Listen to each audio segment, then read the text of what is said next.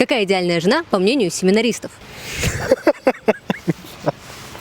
Сложный вопрос. Это долго надо подумать. Я монах. Подумал. Ну, если нравится в нашей сфере православия, то хотя бы ходить в храм,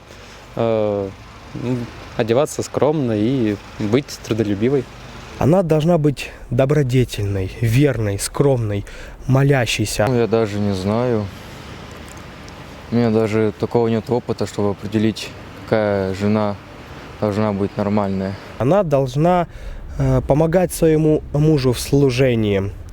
Но идеальность заключается не в качествах, а то, что Господь связал два сердца в таинстве венчания. Идеальная жена, какая она? Которой нет. Одни монахи у нас всякие. Нормальная. А поточнее. Я не знаю, как ее описать. Потому что все женщины идеальны.